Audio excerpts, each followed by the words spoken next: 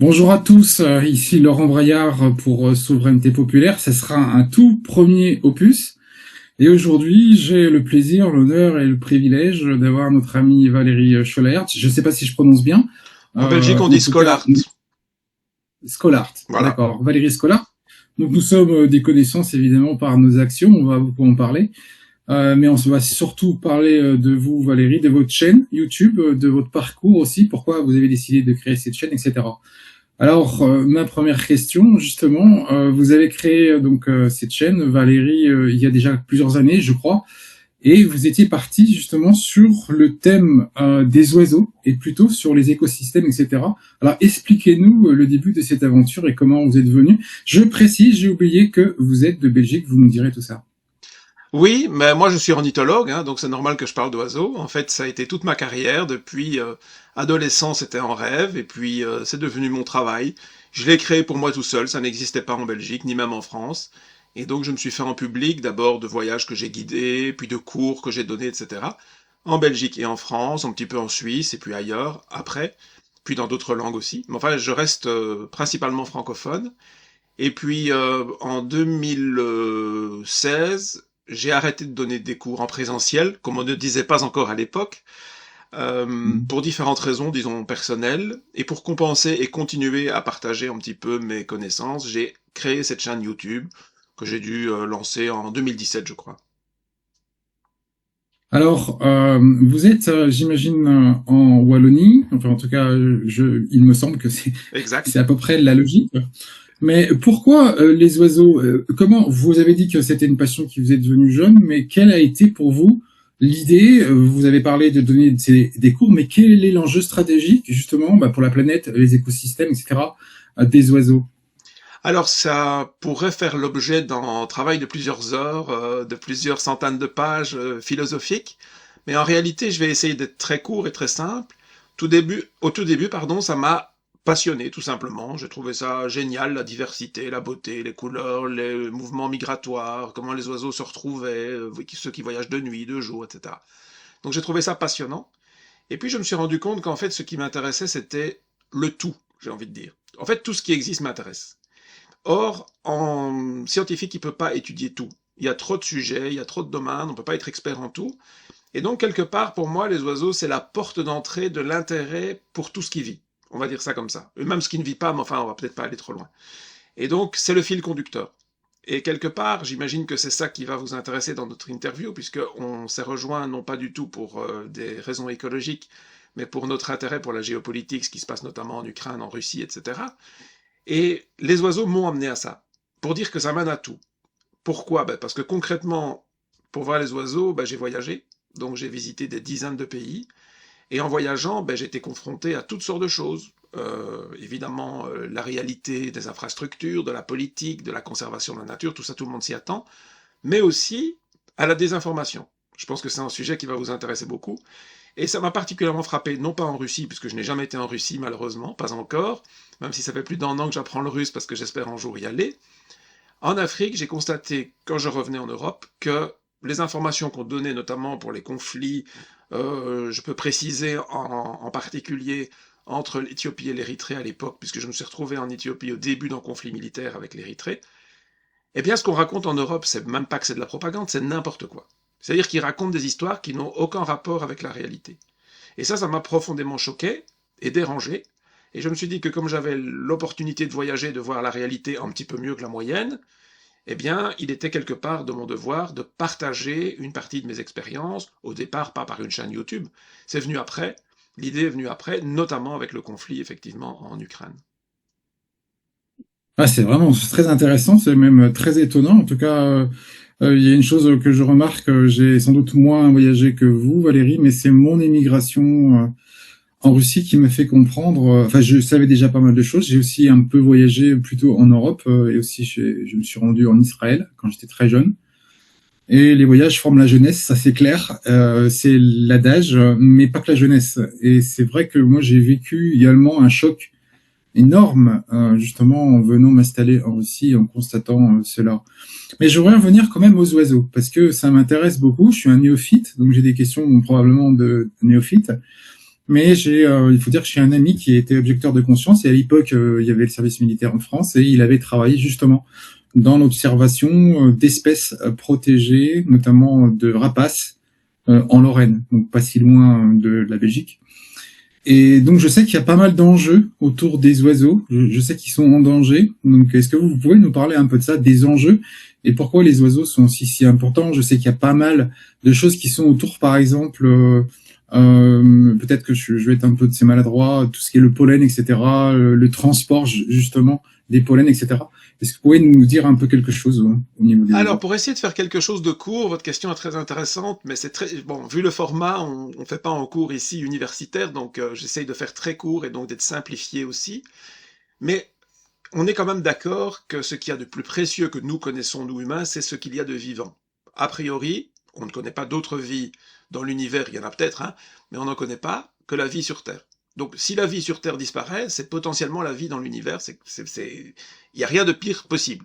L'humain fait partie de la vie, rappelons-le quand même. Or, ce qui se passe quand vous parlez de disparition de biodiversité, d'espèces rares, etc., tout ça, quelque part, c'est relativement superficiel. Ce qui est en train de disparaître, et c'est ça qui est malheureux, c'est le vivant. C'est-à-dire que, pour parler de façon un peu scientifique, la planète est composée de différentes parties, dont la biosphère, c'est-à-dire la partie vivante. Eh bien, en 2 siècles environ, on a perdu la moitié de cette biosphère. C'est ça qui est grave. C'est le plus grave de tout. Après, imaginez, encore une fois, j'ai dit que je faisais des images très très simples, imaginez que vous avez une classe en auditoire de 500 personnes dans une université, et puis vous tuez la moitié des élèves. Bon, c'est pas quelque chose que je conseille, on est bien d'accord. Mais forcément, si vous aviez 50 nationalités, et que dans les 50 nationalités, il y avait évidemment une proportion d'hommes, de femmes, de ceci, de cela, et que vous tuez la moitié, vous allez perdre une partie de cette diversité. Statistiquement, c'est impossible autrement. Et forcément, les nationalités les plus rares, les races, bon, c'est pas en termes scientifiquement corrects, mais peu importe, les plus rares, etc., sont les premières qui risquent de disparaître. C'est exactement ce qui est en train de se passer. La biosphère est en train de se réduire, et c'est tout en mécanisme, avec des interactions. Vous avez parlé du pollen, c'est quelque chose qu'on met souvent en avant, les abeilles qui pollinisent, les colibris, etc. Mais en fait, tous les animaux ont un rôle essentiel dans les écosystèmes, que ce soit les oiseaux, les mammifères, les reptiles, les insectes, ils ont tous un rôle. Et quand tout ça diminue, forcément les populations les plus sensibles diminuent aussi, disparaissent éventuellement, donc elles ne jouent plus leur rôle, donc l'écosystème est affaibli, donc il continue à se réduire. C'est un cercle vicieux dramatique, pas seulement si vous aimez la beauté de la biodiversité, mais aussi pour nous, parce que c'est ça qui nous nourrit. On fait partie du vivant, s'il n'y a plus de vivant, il n'y a plus d'humain, ça tout le monde le comprend, mais pour pouvoir produire notre nourriture, pour avoir de l'air, de l'eau pure, etc., qu'on en a de moins en moins, on a besoin de ces écosystèmes. Ils nous fournissent en service gratuit, volontairement, des choses qu'on ne peut pas faire ou qui sont très chères à faire. On peut polliniser à la main. En Chine, ils le font. Bon, maintenant, on peut le faire aussi avec des robots, des drones, etc. Mais ça demande de l'énergie, ça demande de la technologie, ça demande des efforts, alors que tout était fait gratuitement et nous, on le détruit. Donc, c'est complètement... Notre comportement est actuellement suicidaire, malheureusement, sur la planète. Et malheureusement, les gens qui essayent de les protéger sont peu nombreux, et ils sont pas très efficaces. Alors je sais qu'il y a beaucoup de gens qui vont peut-être être choqués de ce que je dis, mais justement parce qu'ils vont faire ça, ils vont dire il y a tel rapace en France. J'en ai fait aussi de la protection comme ça, en France d'ailleurs, avec une ancienne association qui s'appelait le FIR, le Fonds d'intervention pour les rapaces. Y compris d'ailleurs en Lorraine aussi, donc je connais peut-être votre collègue ou ami, je ne sais plus qui vous m'avez dit. C'est bien qu'il y ait ces combats, mais ça suffit pas. C'est pas parce qu'on va mettre des pansements, c'est vraiment les pansements sur une jambe de bois, on va garder quelques espèces emblématiques, mais ça n'empêche pas la biodiversité, enfin la biosphère surtout, de continuer à diminuer, même si on sauve quelques espèces. Et donc, une des raisons de ma chaîne YouTube, justement, c'est d'expliquer ça, d'essayer d'ouvrir les yeux des gens qui sont concernés, qui se disent il faut faire quelque chose. C'est bien que vous voulez faire quelque chose, mais essayez de faire quelque chose qui est utile, dans le fond, et pas juste superficiellement. Alors, ce que vous avez raconté me rappelle aussi un petit exemple. Je suis historien, alors des fois, je connais quelque chose qui sont en rapport avec ça. Je me souviens d'une histoire qui avait beaucoup choqué. Ça se passait dans les îles australes. Je sais plus si c'est Kerguelen ou etc. En tout cas, les navires donc occidentaux ont amené des rats. Mhm. Et ces rats ont colonisé cette île, qui était donc un refuge pour pas mal d'oiseaux, et justement sont un problème puisqu'ils ont détruit, commencé de détruire, parce qu'ils se nourrissent, donc ils se nourrissent des œufs, enfin de ce qu'ils trouvent, etc., y compris même peut-être des petits oiseaux tout bébés. Et donc, voilà, cette île, et je pense qu'il y a des exemples assez nombreux, a été ravagée par cette action assez malheureuse et qui est donc très ancienne, puisqu'on parle ici des bateaux de la marine à voile, on est au XVIIIe siècle, dans ces années-là. C'est très Enfin, correct ce que vous dites, mais est-ce c'est que... malheureusement pas un exemple unique. Il y a des dizaines d'îles qui sont concernées, et il n'y a pas que les rats. En fait, les deux animaux qui font le plus de dégâts, mais c'est pas de leur faute, c'est de notre faute à nous, on est bien d'accord, c'est nous qui les amenons, c'est les rats et les chats. Mais c'est très intéressant parce que, par rapport au public, on ne peut pas les présenter de la même façon. Alors si vous écoutez les associations naturalistes, je vous donne un truc précis, même plus près de chez nous dans l'Union européenne, sur les Açores par exemple, ou à Madère, il y a des oiseaux marins qui nichent bah, forcément pas dans l'eau, donc ils viennent sur les îles comme à Madère et aux Açores pour nicher, et certains vivent dans des terriers de lapins, et donc c'est très facile pour un chat de rentrer et d'aller bouffer les jeunes. Et des espèces entières sont menacées par quelques chats. Et les associations ne peuvent pas dire qu'elles vont éradiquer les chats. Elles peuvent dire qu'elles vont éradiquer les rats. Ou alors elles disent nous éradiquons les prédateurs introduits. Alors c'est très amusant parce que si c'est amusant, mais ça veut dire ça fait réfléchir à notre relation à la nature et aux animaux. C'est que si une association dit les prédateurs introduits menacent les oiseaux de mer, on va les éradiquer, tout le public applaudit. Si on dit les chats menacent les oiseaux de mer, alors plus personne n'est d'accord. C'est très intéressant. Enfin, je ne Avec vais pas rentrer dans les l'aspect... détails, mais je crois que vous avez compris ce que j'essaye de dire. Oui, tout le monde aura compris, comme animal domestique, c'est un peu comme un animal, comment dire, qui est surprotégé. En tout cas, l'homme ne se fait pas à l'idée qu'il pourrait être un danger. C'est le petit chat gentil qu'on a chez Exactement. soi, Le rat, tout le monde est etc. d'accord qu'on le tue, mais le chat, oulala. Mhm. Alors, alors ça vous a amené, donc si je comprends bien, à voyager vraiment partout. Euh, Qu'est-ce que vous avez conclu finalement de l'état général? Parce que on sait très bien que cet écosystème, enfin ce biosystème, voilà, est touché un peu partout, même dans des terres reculées, bien qu'il y a encore des havres, enfin en tout cas des sanctuaires qui existent encore, mais qui se rétrécissent. Quelle est votre conclusion? Parce que bon, la moitié des espèces disparues en 2 siècles, Non, pas la ça moitié c'est des très espèces. inquiétant. La quantité a diminué de moitié, pas la diversité. D'accord, Oui. d'accord. La Merci biomasse, pour être précis. de la précision. Oui, il faut excuser mon aspect Non, non, néophyte mais dans c'est la normal, question, c'est mais c'est normal. intéressant. Tout à fait normal. Alors, qu'est-ce que vous avez donc conclu après tous ces voyages? Est-ce que quelque part l'Europe, qui est surpeuplée, etc., est plus touchée? Est-ce qu'on a beaucoup plus perdu ici? Est-ce que c'est plutôt des régions qui ont été surexploitées? On pense justement à la destruction des forêts, notamment en Afrique, etc. Qu'est-ce que vous avez conclu de vos Ah bah, il y a voyages? beaucoup de conclusions, c'est encore une fois une question très vaste, c'est toujours très difficile. J'essaye d'être court, j'espère que j'arrive à être plus ou moins équilibré.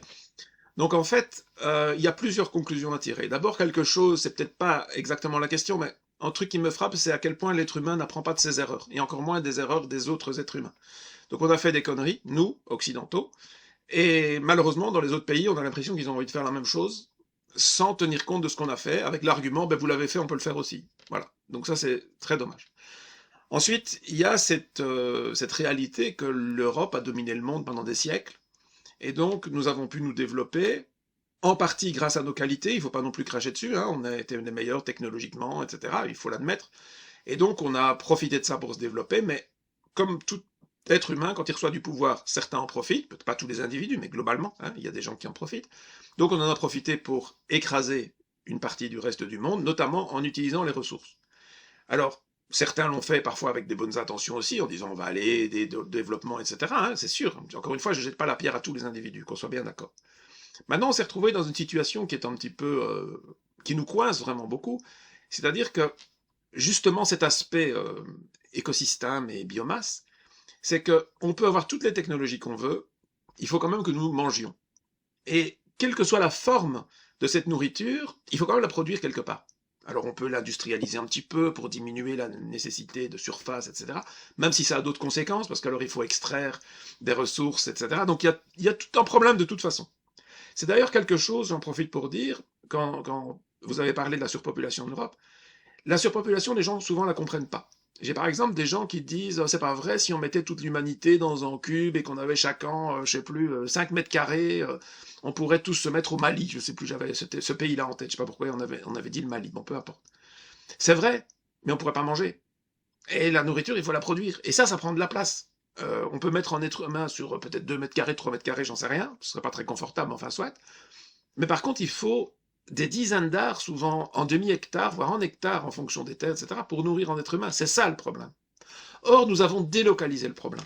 En Europe, on ne se rend pas compte, mais c'est pas nous qui produisons notre nourriture. Certes, la France produit un petit peu plus que les autres pays d'Europe, mais ça reste insuffisant. Et donc, qu'est-ce qu'on fait? On exploite ailleurs.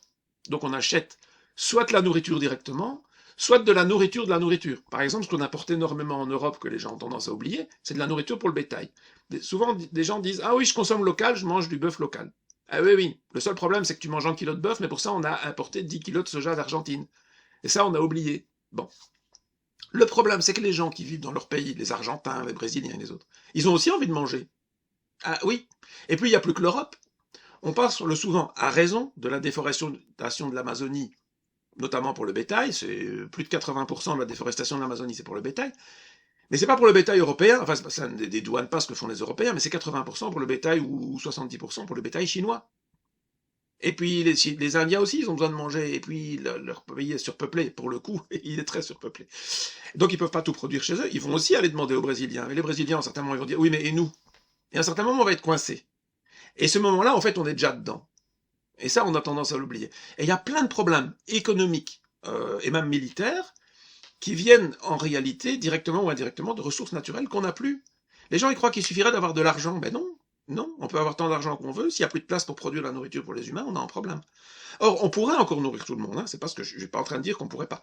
Mais la façon dont on le fait, avec beaucoup de gaspillage, avec beaucoup de transport inutile, parce qu'évidemment on préfère acheter du mouton de Nouvelle-Zélande que du mouton français parce que c'est moins cher, ben, je veux dire, il y a plein de détails qui pourraient améliorer. Mais à un certain moment, ça va quand même on va être coincé, et croire qu'il suffirait de sortir. On dit par exemple, hein, mais si on prenait 10% du budget militaire américain, on pourrait nourrir tout le monde. Ah ben non, parce que les gens ils vont pas manger l'argent. Je dis pas qu'il faut continuer à gaspiller l'argent pour l'armée, hein, c'est pas ce que je suis en train de dire.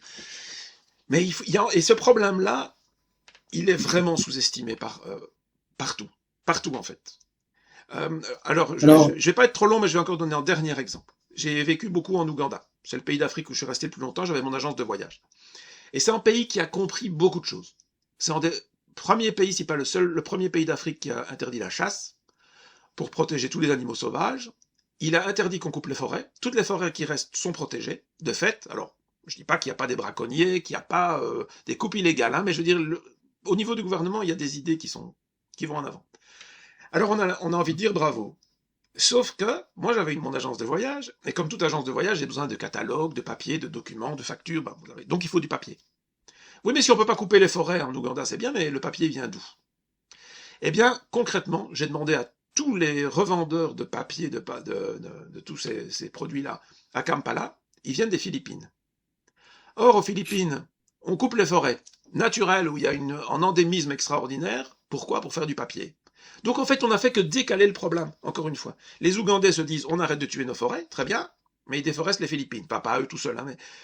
Et en fait, quelque part, dans ce monde, c'est ce que je vois, c'est qu'on regarde les choses localement, parfois on prend des bonnes décisions locales, pas encore toujours, mais même quand on les prend, au niveau global, il n'y a pas une sorte de conscience collective, peut-être que le mot est un peu excessif, mais de l'humanité, de se dire, on est dans une situation difficile, il faudrait qu'on travaille ensemble. On n'en est absolument pas là, et malheureusement, j'ai pas vu d'exception. Aucun pays fait exception.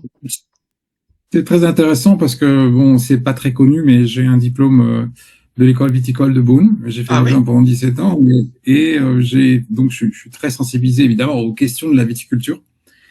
Et il y a quelque chose qui m'a marqué, Valérie, dans votre discours, c'est que j'ai constaté, moi, sur le terrain, pour une raison un peu similaire, c'est-à-dire, par exemple, et là, plutôt du côté des produits chimiques, les vignerons, donc on était plutôt à la fin des années 90, il y avait quelque chose qui arrivait, ça s'appelle un RAC, qui en fait diffusait des phéromones pour en fait perdre les femelles d'un insecte qui s'appelle le ver de la grappe et qui fait des dégâts assez importants. Notamment au moment de la floraison, etc. Et en fait, finalement, ce qui est assez marrant de penser, c'est que les vignerons étaient obligés, évidemment, de se mettre d'accord, parce qu'en Bourgogne, les domaines sont plutôt de moyenne autour des 9 hectares, donc c'est assez petit, mais les RAC sont efficaces au moins sur une surface de 40 hectares. Donc il fallait que les gens se mettent d'accord. Mais ça suffit pas, parce que si vous avez 40 hectares qui utilisent ce phéromone pour pas mettre des produits chimiques, les voisins, eux, continuent à mettre leurs produits chimiques. Donc finalement, La contamination déjà se fait évidemment quand même sur les bords de ces 40 Ah bah oui. hectares et quelque part en fait il faudrait absolument que tout le pays se mette à mettre ces fameux racks. Or, évidemment, pour diverses raisons de facilité, parce que c'est moins cher, parce que c'est moins compliqué, parce que ceci, parce que cela, et parce que les gens ne se parlent pas. Donc là, c'est entre pays. Là, on est dans un pays, et là, vous parliez de pays entre eux. Alors, entre pays, c'est vraiment hyper compliqué. Alors, au sein de la France, ça existe aussi ce genre de problématique qui finalement mène à l'absurde à chaque fois. Tout à fait. Enfin, c'est très intéressant parce que ça m'ouvre aussi un monde que je connais assez peu. Je veux dire aussi une petite chose avant de vous relancer justement sur l'aspect pourquoi vous êtes venu à la géopolitique un peu plus profondément. Par rapport à ce que vous dites, c'est très intéressant parce que l'Ukraine, comme vous le savez bien, était le grenier à blé de la Russie. Et en fait, elle est restée, c'est un des greniers à blé même du monde, c'est assez connu. Ce qui est intéressant, c'est que quand je suis arrivé dans le Donbass, et un an après, l'État russe, enfin ukrainien, pardon, s'est mis à vendre les terres parce qu'il faut comprendre que l'Ukraine avait en fait hérité du système soviétique, donc toutes les terres étaient nationalisées. Et en 2014, environ 25-30% des terres restaient la propriété de l'État. Et en fait, l'enjeu aussi de cette guerre, on parle souvent de beaucoup de choses, on parle voilà des Russes, etc., des bandéristes, enfin de ce que l'on veut. On a peu parlé finalement du blé ukrainien, des céréales ukrainiennes, et qui sont justement dans cette idée de nourrir la population mondiale. Il faut savoir que l'entreprise qui a été élue en 2016 meilleure entreprise d'Ukraine étrangère, c'est Monsanto. Ah Alors ok. maintenant, Monsanto, Carrément, oui, bon, d'accord. ils avaient acheté à l'époque 1,6 million d'hectares de terre à culture. Était devenu évidemment, alors bien sûr, on comprend bien hein, par ce biais on fait une révolution, mais quelque part, on comprend mal ce conflit déjà par l'histoire, etc. Mais les enjeux, et dont celui-là est un des plus importants, vous avez mis le doigt dessus, c'est nourrir la population mondiale et l'Ukraine. Voilà, avec en plus ses fameuses terres noires, ces terres rares, extrêmement productives, parmi les meilleures au monde. Et on n'en parle pas souvent. Et il y avait eu, comme on se souvient aussi, des poussées pour les Américains hein, pour acheter encore et encore ces terres. Zelensky avait été pressé pour en vendre plus, etc. Les Ukrainiens n'étaient pas trop d'accord, mais bon, on sait comment ça finira, comment c'est fini. Et cette guerre, c'est aussi celle justement de ces terres. Alors maintenant, voilà, vous avez beaucoup voyagé, vous partez pour les oiseaux, vous vivez dans plusieurs pays, notamment en Ouganda assez longtemps, et je comprends que vous avez évidemment parcouru tous les pays aux alentours, j'imagine. Vous avez dit que vous avez été choqué par le fait que pour la guerre justement de l'Érythrée, le narratif que vous avez vu chez nous en Occident était complètement déformé, voire mensonger, voire Ah, complètement carrément décalé. mensonger, hein, oui, ça avait vraiment rien à voir avec la Alors, réalité. C'est... comment finalement on parle des oiseaux et donc vous êtes ornithologue et finalement vous allez sur quel sujet vous êtes venu en premier dans votre chaîne parce que bon j'ai pas parcouru, vous avez je sais publié plus de 300 vidéos, Ouais, 306, 307, je me souviens plus. ouais. Quels sont les sujets que vous avez abordés en premier et à partir de quelle période à peu près vous fondez la chaîne en 2017 et comment vous venez à parler de géopolitique? Ben en fait, ce qui a provoqué, disons, enfin, qui a déclenché en fait les premières vidéos sur autre chose que les oiseaux et bon, tout ce qui est écologie, c'est la pandémie. Donc c'est vraiment récent, hein. C'est-à-dire que c'était pas du tout mon but, ni parler de géopolitique, ni parler de moi. Sauf que je me suis retrouvé dans une situation un peu rocambolesque, qui est amusante. Avec le recul, en tout cas, sur le moment, c'était pas toujours amusant. Et comparé à ce que certains ont vécu en Europe et ailleurs, c'était quand même beaucoup mieux. Je me suis retrouvé bloqué en Indonésie en avril Ah oui. 2020, donc, hein, alors que le pays a fermé sa frontière, comme beaucoup de pays du monde.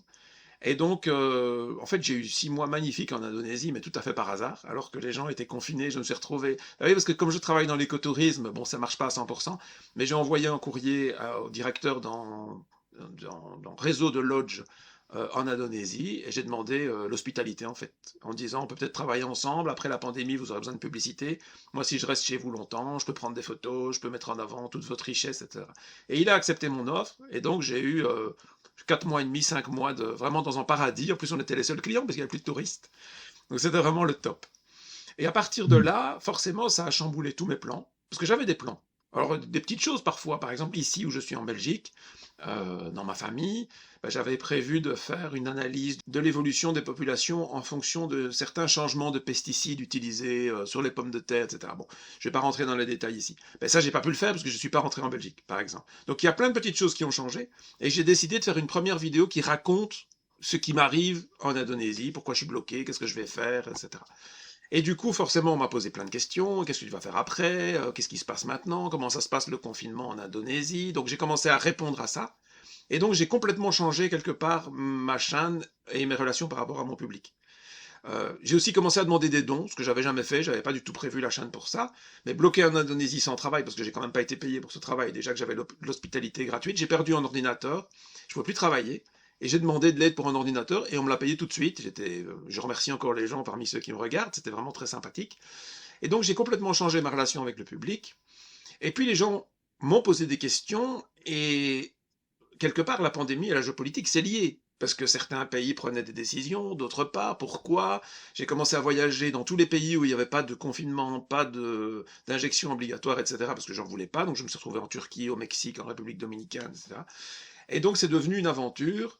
Et c'est au Mexique que j'ai commencé à parler de géopolitique un petit peu plus. Je ne savais pas du tout comment ça fonctionnait dans ce pays. J'avais l'image que c'était un pays aux mains des cartels où tout allait mal.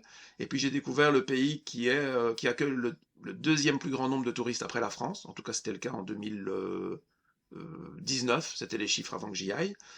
Donc j'ai découvert plein de choses. Donc j'ai parlé de tout ça.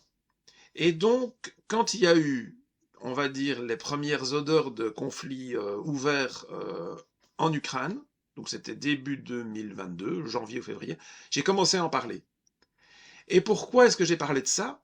Eh bien justement, donc comme je disais, j'ai constaté malheureusement les mensonges presque systématiques de la presse, et puis il n'y avait pas que le conflit en Éthiopie. Je vous donne un exemple. Quand j'étais en Ouganda, je lisais des trucs dans la presse occidentale comme quoi l'Ouganda, que le gouvernement ne nourrissait pas sa population et que les gens mouraient de faim.